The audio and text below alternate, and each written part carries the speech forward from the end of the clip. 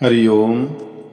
तो श्रद्धालु सज्जनों, गोस्वामी श्री तुलसीदास जी को कौन नहीं जानता, जिन्होंने विश्व प्रसिद्ध ग्रंथ श्री रामचरितमानस की रचना की है।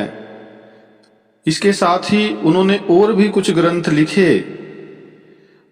वैसे उनको ज्योतिष का ज्ञान था और ज्योतिष पर विश्वास करते थे। ये तो रामचरितमानस से ही हमें ज्ञात हो जाता है। बहुत जगह उन्होंने शकुन ज्योतिष का वर्णन किया है। शकुनों के बारे में बताया कि शुभ और अशुभ कैसे लक्षण होते हैं।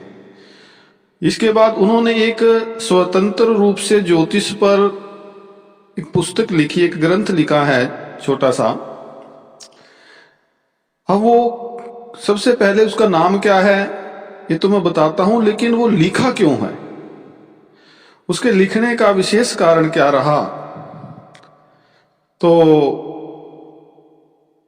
इसके बारे में कहा जाता है कि तुलसीदास जी ने अपने परिचित गंगाराम ज्योतिषी के लिए इस ग्रंथ को लिखा।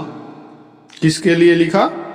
गंगाराम ज्योतिषी जी के लिए लिखा, क्योंकि उनके परिचित थे, मित्र थे और साथ साथ रहते थे, घूमने भी जाते थे।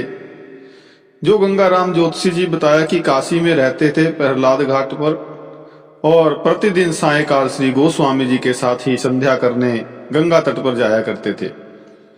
एक दिन गोस्वामी जी संध्या समय उनके द्वार पर आए तो गंगाराम जी ने कहा कि महाराज आप चलिए, मैं आज गंगा किनारे नहीं जा सकूंगा।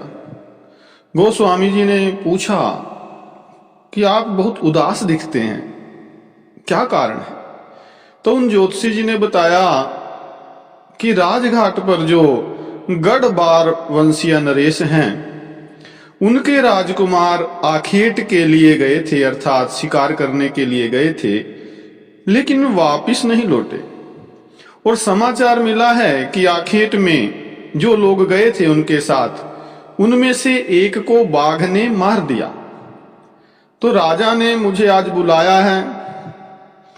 बुलाया था, मुझसे पूछा गया कि उनका पुत्र सकुशल है, ठीक ठाक है या नहीं।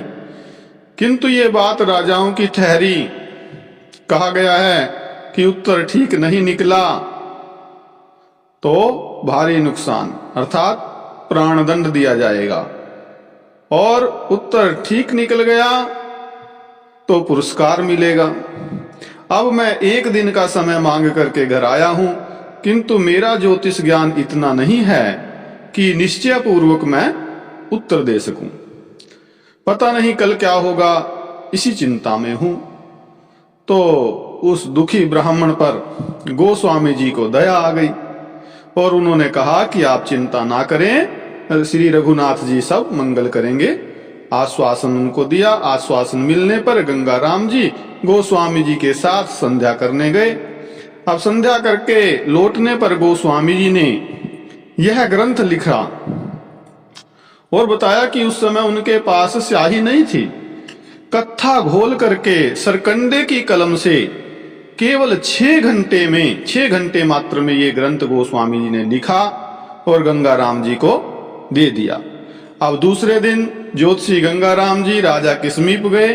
ग्रंथ से शकुन देख करके उन्होंने बता दिया कि राजकुमार तो सकुशल है, ठीक ठाक है।